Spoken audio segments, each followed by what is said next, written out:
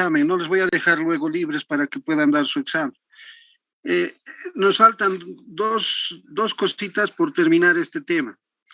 Vamos a ver el producto generado por el sector gobierno. En este caso nos tenemos que preguntar de qué manera el gobierno crea riqueza en el país. Ustedes saben que el gobierno interviene, ya hemos dicho, por tres razones básicamente: crear bienes y servicios o produce bienes y servicios que la empresa privada no lo debe hacer, luego se distribuye la riqueza, ¿no es cierto? Y además tiene que garantizar la estabilidad y con la estabilidad el crecimiento de la economía. Entonces, esas son las funciones que tiene el gobierno, pero viene la pregunta, ¿no? ¿Cómo crea el gobierno riqueza en el país? ¿Cómo genera valor agregado o cómo genera producto? Y en ese entendido, se han hecho muchos trabajos, ¿no? Uno de ellos es que se indica que el aporte del gobierno a crear riqueza en las economías es a través de los salarios, de los sueldos y salarios que se paga. Es decir, el gobierno paga sueldos y salarios y todo el pago de sueldos y salarios se suma y ese sería el aporte del gobierno a la generación de riqueza, es decir, fundamentalmente el pago de sueldos y salarios.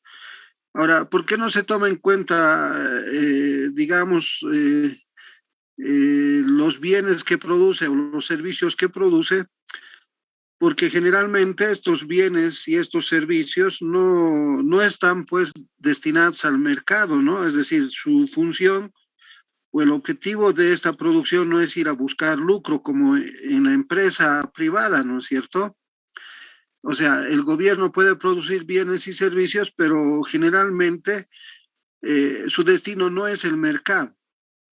¿Y por qué no es el mercado? Porque no va a ir a buscar el lucro, la ganancia, ¿no? Básicamente es de bienestar para la sociedad. Por ejemplo, en el caso de la educación, por ejemplo, tenemos en el Ministerio de Educación una imprenta gigantesca y entonces van produciendo muchos libros, ¿no? Bastantes libros.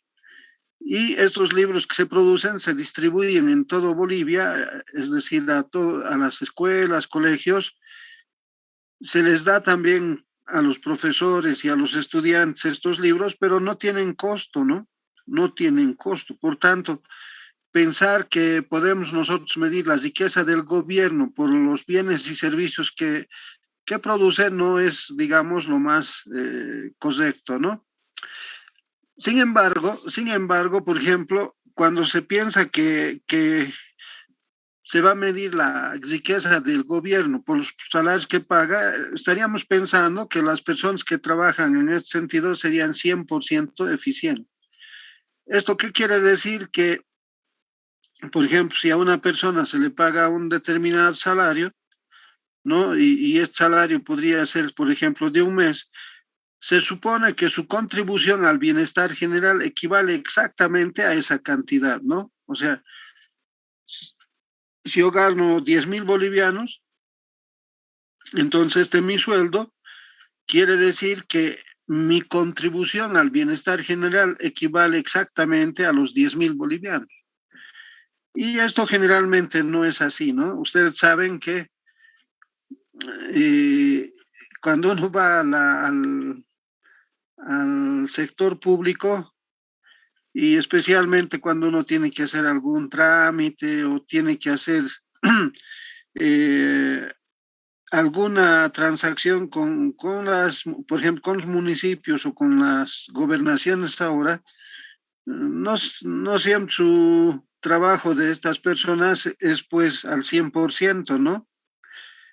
Por ejemplo, en, yo me acuerdo en la alcaldía, por ejemplo, inclusive hasta ahora, ¿no? Pueden ir ustedes a ver, cuando uno quiere pagar sus impuestos, quiere pagar sus tasas por servicios, etcétera, muchas veces no están, ¿no? Los empleados. Eh, más antes se ponían a leer su periódico y cuando les decíamos, queremos pagar el impuesto, y nos contestaban, no, no ve que estoy leyendo el periódico, y como si fuera el leer periódico una actividad para ese señor, o sea, eran, digamos, muy, muy endiosados en sus cargos y maltrataban mucho a la gente, ¿no? Eh, en este tiempo eso ha cambiado un poquito, ya por lo menos son más conscientes de que deben atender a la gente. Sin embargo, pasa, ¿no? Por ejemplo, si usted se van por la alcaldía a eso de las 10 de la mañana, hay muchas ventanillas que están sin el encargado. Y cuando uno pregunta, quiero pagar, les dicen, ¿y dónde está el señor? Ha salido, ha llevado un documento ahí donde el jefe, dice. Pero si uno va donde el jefe no está, ¿no? ¿Y dónde está el señor? Si vamos ahí por algún lugar de cerca de la alcaldía y esos locales donde sirven un platito, ¿no ve? Esos platitos mañaneros, los vamos a encontrar ahí comiendo felices, ¿no es cierto? Y se tardan mínimamente media hora, ¿no? Y se ponen a charlar con sus amigos y mientras tanto los usuarios, la gente que tiene que ir a pagar, tiene que estar esperando ahí hasta que se le dé, pues, ¿cómo se llama? Hasta que se le dé la gana, digamos, de ir a atender a este señor, ¿no?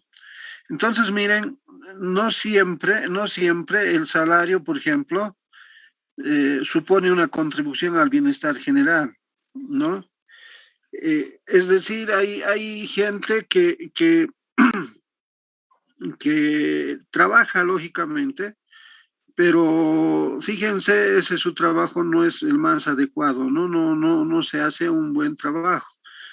Entonces, mucha gente ha cuestionado, ¿no? Dice, ¿cómo podemos medir la riqueza que genera el gobierno por los sueldos y salarios que paga? Y entonces han habido estudios, han habido investigaciones tratando de ver cómo el gobierno realmente contribuye a la generación de riqueza en el país.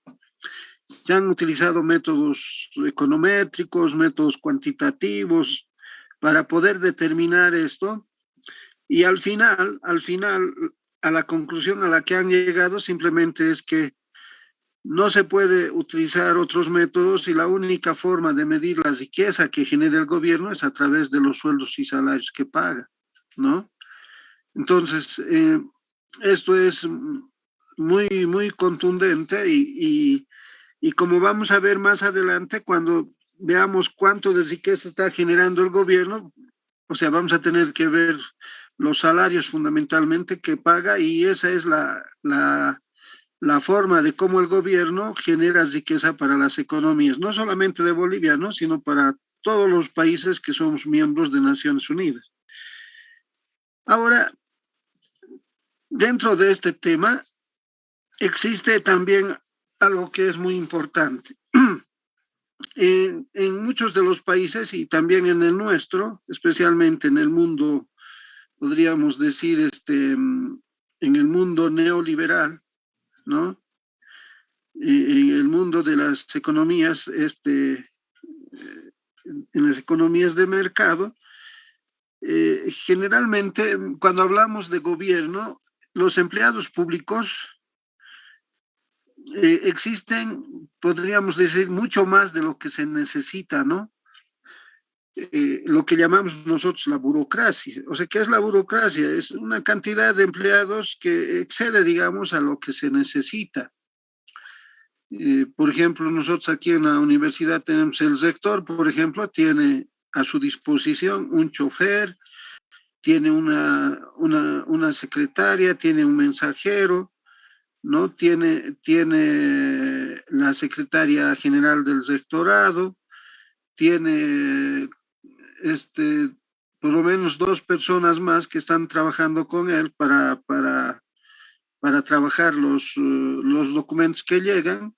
Y hay una secretaria más ahí que es la que define básicamente a quién va a atender el rector, a quién no lo va a hacer, etcétera. Es decir, A su disposición del rector, por lo menos hay unas 8 personas, ¿no? 8 personas.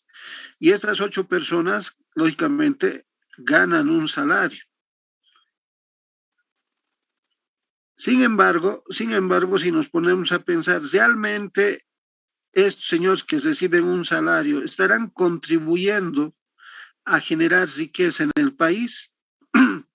Y la respuesta es no, ¿no? Es decir, ellos trabajan, ellos están haciendo lo que les dicen que hagan, pero generalmente no ayudan a incrementar la riqueza que se genera en el país. Y entonces a estos señores que trabajan en ese sentido, se les dice que son desocupados disfrazados, o sea, los economistas llaman desocupación disfrazada a esta forma de cómo las personas trabajan, ¿no? O sea, en los gobiernos lo que se conoce como burocracia es lo que llamamos nosotros los economistas la desocupación disfrazada. O sea, son desocupados disfrazados, ¿no? ¿Por qué se llama así desocupación disfrazada? Porque estos señores están trabajando, ¿no? Trabajan, ganan un salario, pero con su trabajo no contribuyen realmente a generar riqueza en el país, ¿no? Y no es por culpa de los mismos trabajadores, ¿no? No es culpa de la gente que está trabajando ahí, sino son problemas de las circunstancias, son problemas de las economías, ¿no? Ahora, miren, no solamente esto sucede en el gobierno, también sucede en toda la economía. Hay gente que está trabajando aparentemente, bueno, no aparentemente, hay gente que está trabajando, genera un determinado nivel de ingresos, o sea, genera algunos ingresitos, pero realmente con su trabajo no se está aportando a generar riqueza. Por ejemplo, miren, ustedes si van por la calle Bolívar, La Pagador, vamos a ver algunas señoras, ¿no? Con mucho esfuerzo, ahí tienen ahí en la calle, ponen unas pastillitas, posiblemente su capital no supera los 50 bolivianos, pero ponen ahí sus pastillitas, algunas cositas más y están tratando de vender. ¿Cuánto general o cuánto podrán vender esas señoras? ¿No? Eh, Ustedes saben que ahora, por ejemplo, la alimentación, mínimamente un almuercito ahí en el mercado está entre 3 y 5 bolivianos, ¿no? ¿Será que por lo menos venden 3 bolivianitos para que puedan almorzar estas señoras? O algunas personas, medio difícil, ¿no? O sea, si ustedes se dan cuenta, pero estas señoras están todo el día sentadas ahí en la callecita queriendo vender sus pastillitas. Miren, realmente están trabajando, ¿no ves? Es un trabajo porque están vendiendo ahí sus dulces.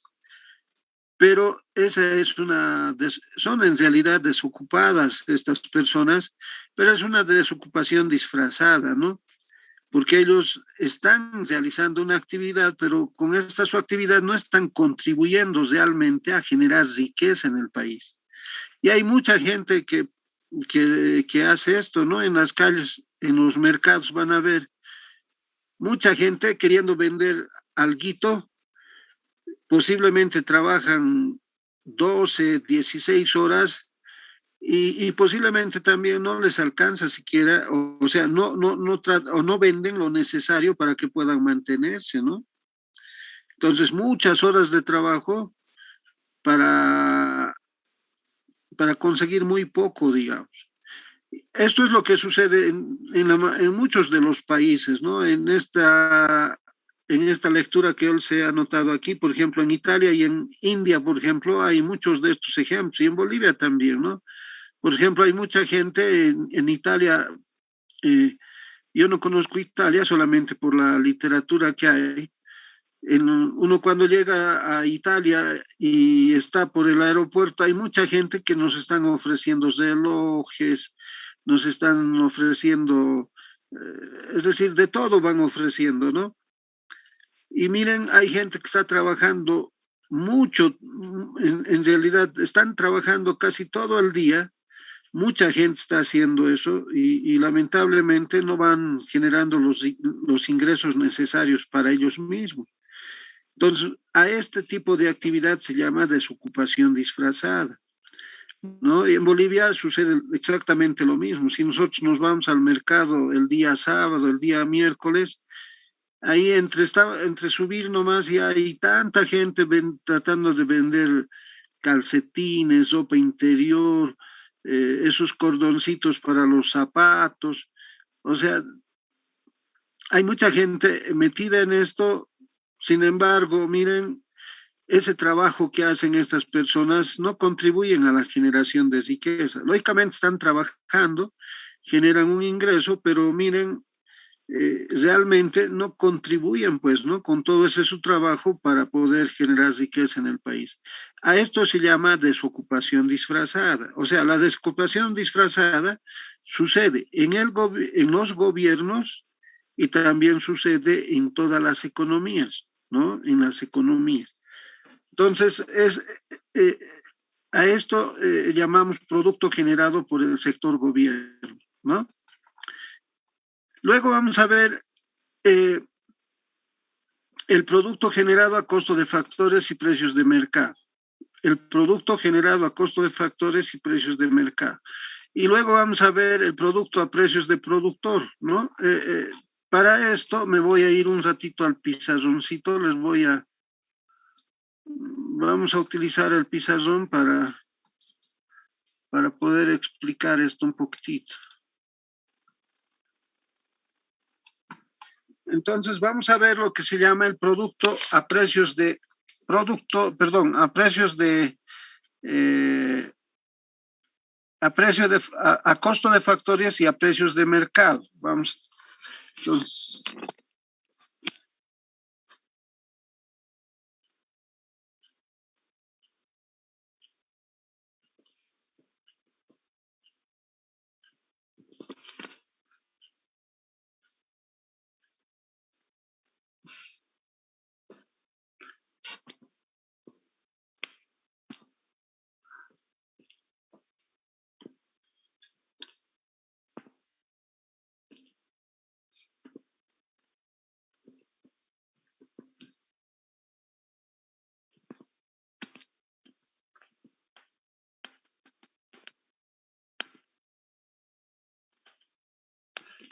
bueno, el producto a costo de factores y a precios de mercado. Miren, voy a hacer lo siguiente. Vamos a suponer que esta es la empresa y este es el mercado, ¿no? El mercado, donde las empresas van a llevar la producción de bienes y servicios, ¿no? Y en el mercado es donde lo van a vender, ¿no es cierto? Entonces, miren, cuando las empresas empiezan a producir los bienes y servicios, aquí producen bienes y servicios las empresas, ¿no? Entonces, miren, estos bienes y servicios lógicamente van a tener un precio. Y dentro de la empresa, entonces se dice que estos bienes y servicios son a costo de factores, ¿no?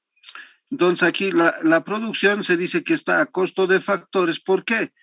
Porque aquí este precio que definen está definido por el costo de los factores de producción. O sea, aquí el precio está definido por el pago a los factores, como son la mano de obra, el capital, ¿no es cierto? La mano de obra y el capital fundamentalmente, ¿no? Y entonces cuando los bienes y servicios que se producen en la empresa se dice que son a costo de factores, es que estamos pensando que aquí dentro de la empresa utiliza factores de producción y entonces todo lo que están produciendo se define un precio aquí y ese precio se llama producto a costo de factores, ¿no?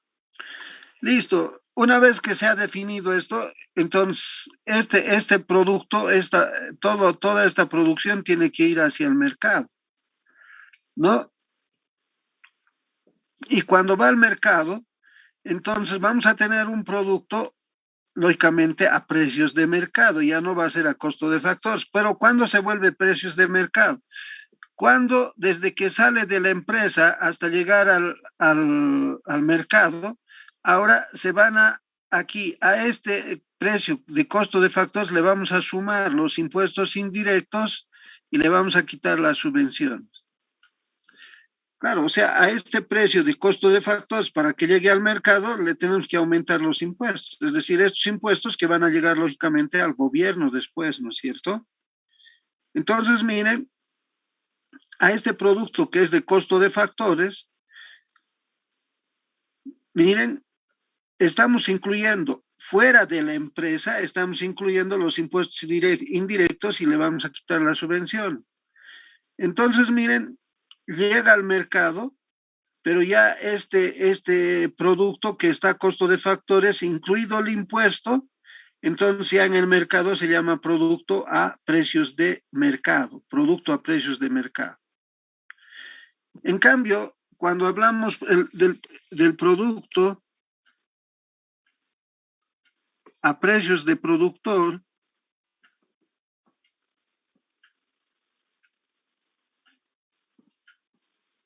y a precios de comprador,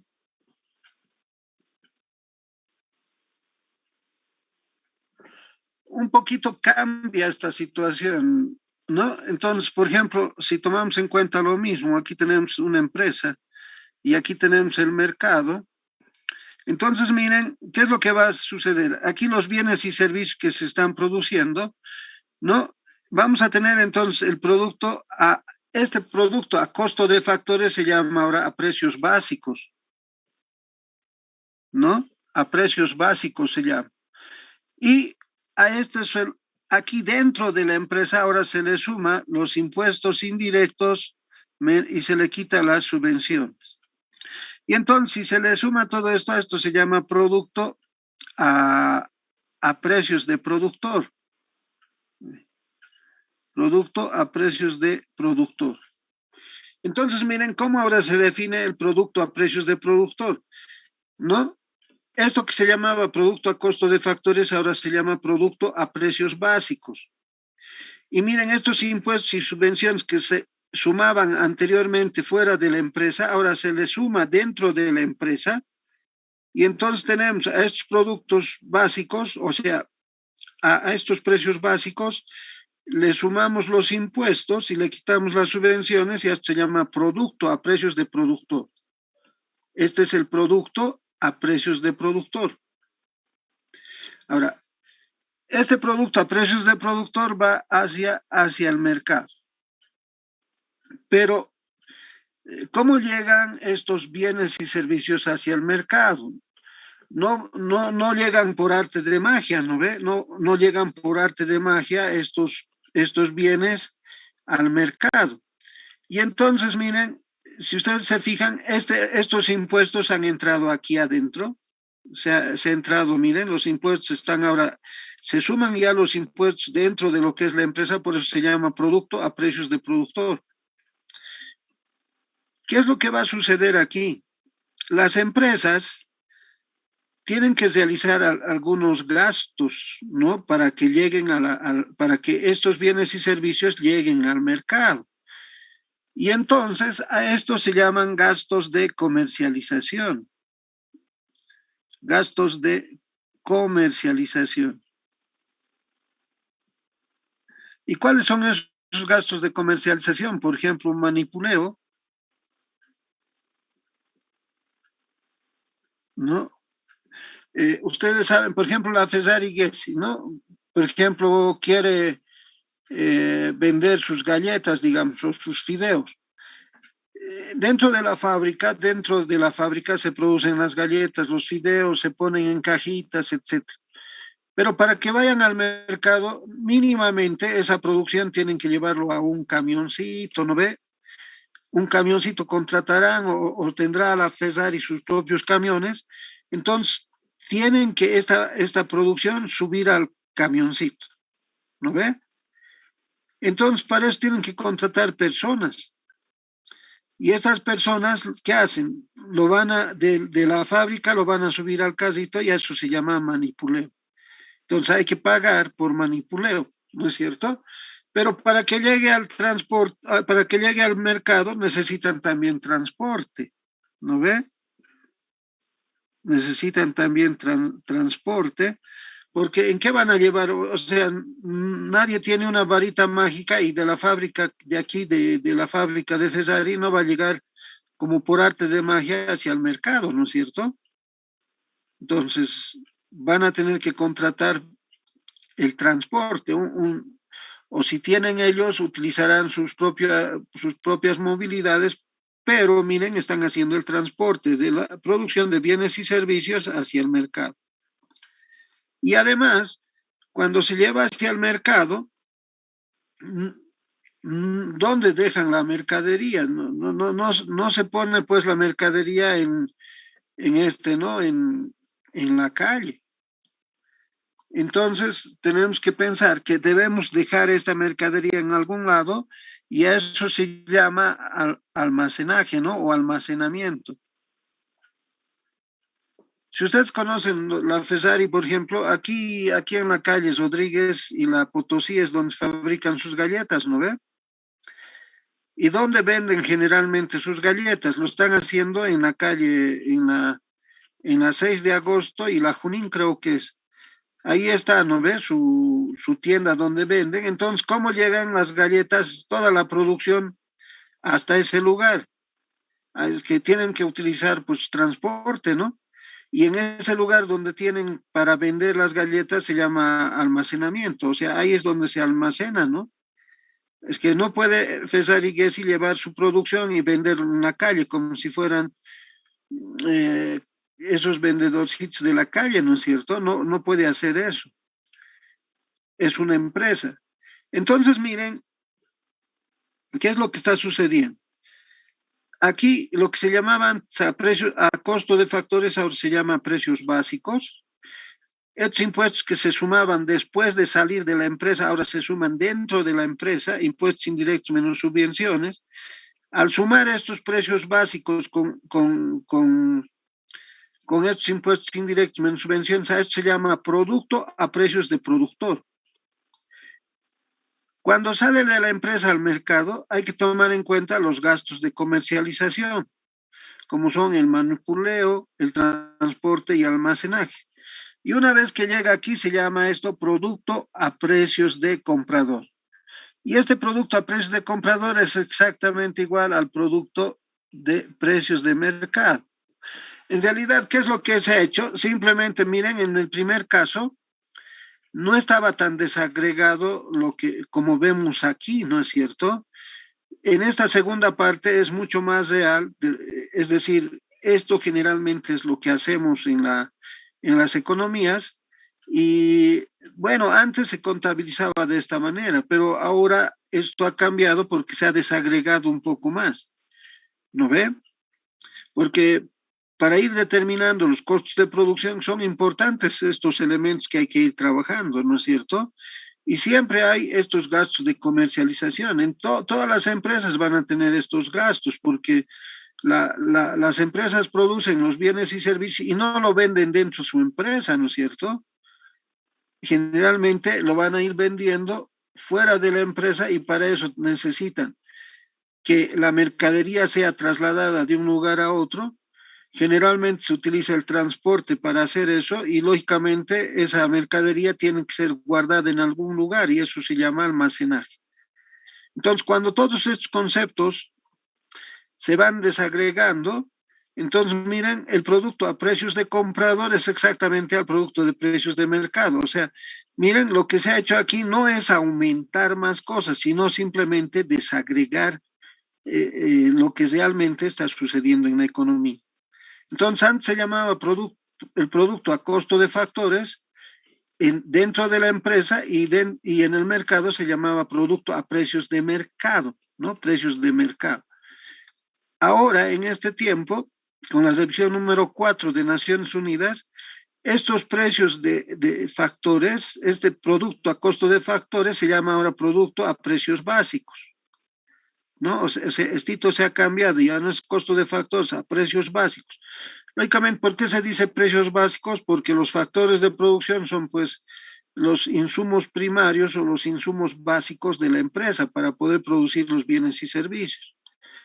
Entonces, aquí lo que se está haciendo es estos impuestos que antes se grababa después de que de la empresa salía, entonces ahora se suma dentro de la empresa. Entonces, a este producto a precios básicos le sumamos los impuestos y le quitamos las subvenciones, se llama ahora producto a precios de productor, se llama esto. Ahora, ¿cómo llega a ser el producto a precios de comprador? Entonces, incluimos los gastos de comercialización. Y estos gastos de comercialización son manipuleo, transporte y almacenaje, fundamentalmente. Y entonces este producto a precios de compradores es exactamente igual al producto de precios de mercado. Miren, en realidad llega lo mismo al mercado, solamente más desagregado. Si este producto a precios de mercado es igual al producto de precios de comprador, fíjense que todo lo que se había hecho aquí simplemente se ha desagregado un poco más. Se han identificado, por ejemplo, aquí estos gastos de comercialización que en este primer caso no se tomaba en cuenta. Esto está en la revisión número 3 de Naciones Unidas y esto está en la revisión número 4 de Naciones Unidas, ¿no? Entonces, esa es la diferencia, ¿no? Entre estos a costo de factores y precios de mercado, y ahora tenemos el producto a precios de productor y el producto a precios de comprador. Entonces, esto es lo que se está utilizando en este tiempo, aunque en la literatura que van a ir viendo también se va utilizando estos conceptos, pero ya tienen la idea de cómo pueden ir diferenciando esta primera parte y esta segunda parte, ¿no? Bien, hasta aquí hemos terminado este primer tema que es eminentemente teórico. El siguiente tema que vamos a ir trabajando es el tema de los indicadores económicos, ¿no? Eh, a ver, antes de que termine esta parte, no sé si hay alguna pregunta de ustedes, chicos. ¿Preguntas?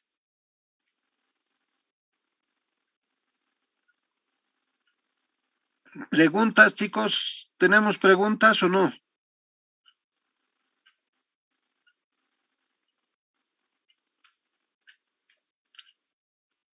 Parece que no, ¿no? Entonces, me imagino que ha quedado claro esto y, y bueno, para que tengan una idea, este, les voy a pasar a ustedes el segundo tema que se llaman los principales indicadores de la economía, ¿no? Y un primer indicador, o sea,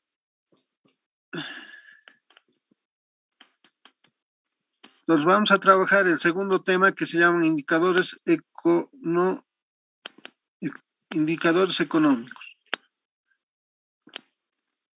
Y bueno, pues en economía hay muchos indicadores económicos, los que tenemos que saber manejar, chicos, porque es importante su manejo.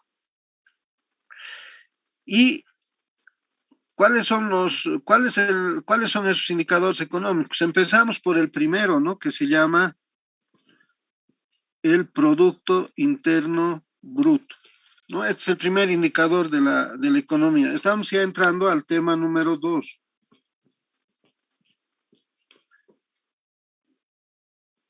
El Producto Interno Bruto es, como les decía ya en alguna clase anterior, para nosotros es el indicador más importante de la economía, ¿no? Porque hemos dicho, este indicador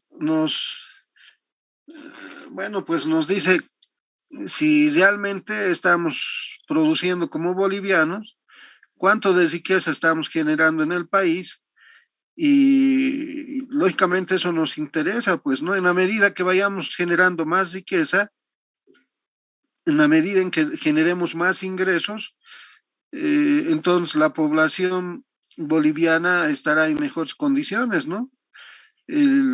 Bueno, por ejemplo, en este gobierno del MAS dicen el vivir bien, hablan del vivir bien, ¿no?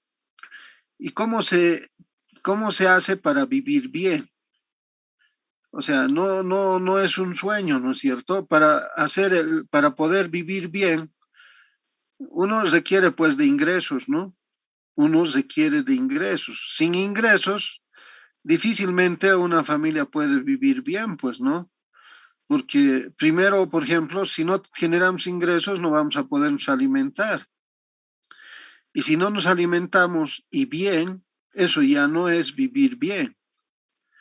Entonces, para poder vivir bien, necesitamos generar ingresos, eh, necesitamos generar los ingresos para poder cubrir nuestras necesidades, ¿no? Si no hay esto, difícilmente vamos a poder eh, generar pues lo que se llama esto del vivir bien, ¿no?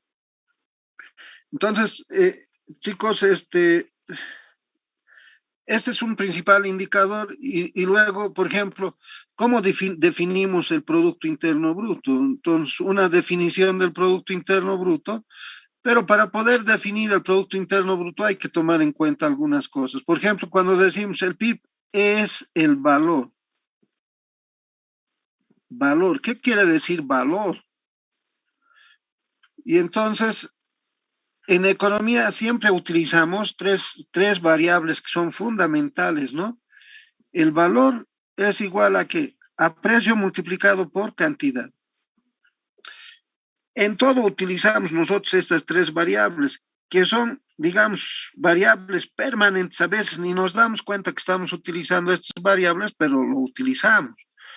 Por ejemplo, miren, en la mañana, para tomar el tecito, para tomar el desayuno, por ejemplo, hay que comprar pan, ¿no? Pan, hay que comprar pan. Entonces, ¿cuántos panes compramos? Por decir, la cantidad, 10 panes.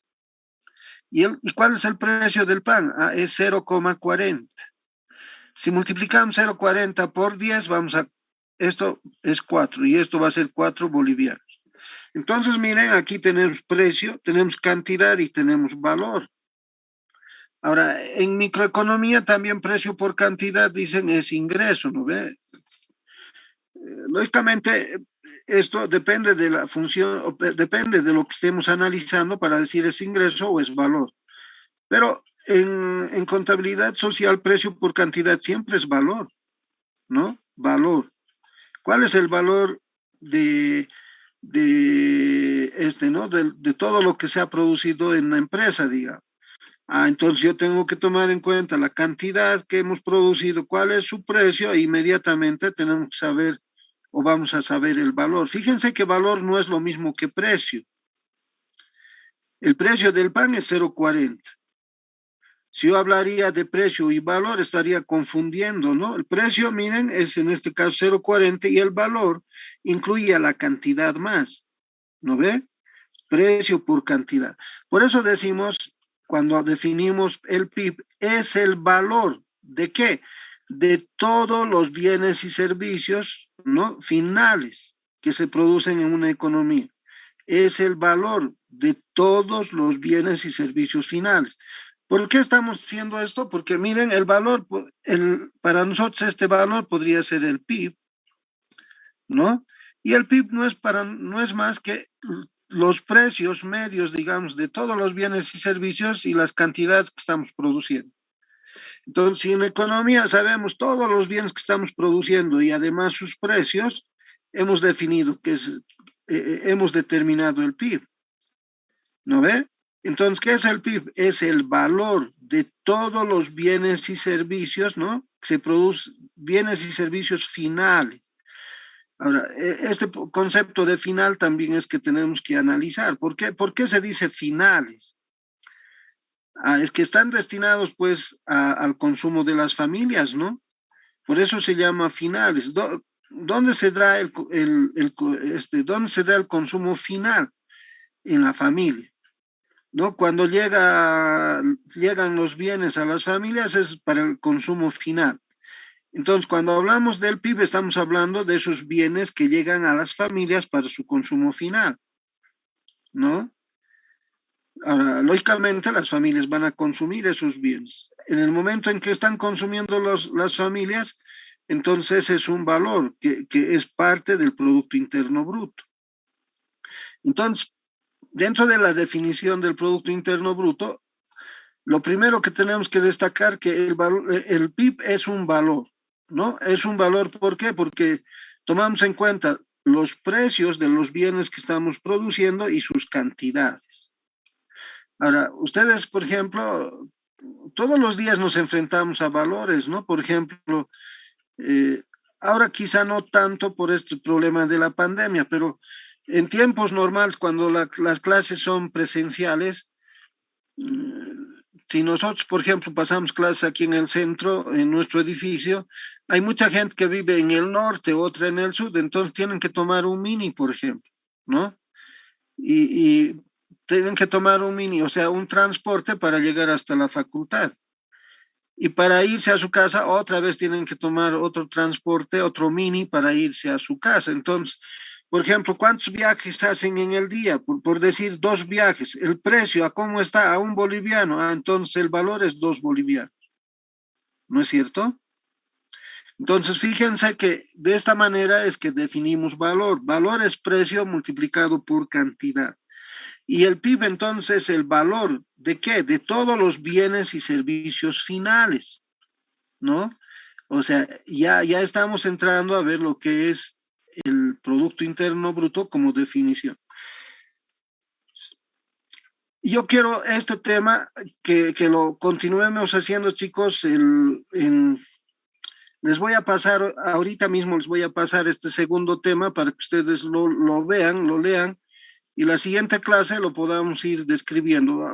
Este es un segundo tema que es un poquito teoría y desde el tema número 3 ya es todo práctica. Vamos a hacer mucha práctica, chicos, no vamos a hacer mucha teoría. Entonces, este segundo tema más lo vamos a terminar muy rápidamente y entramos a ver ya la parte práctica. Quedaremos aquí, chicos, estamos a las 7:47, ya va a ser 8 menos 10. Y como ustedes tienen examen, entonces les dejaré, ¿ya? Nos vemos el día lunes a las 7 de la mañana, chicos. Que tengan un buen día y hasta el lunes.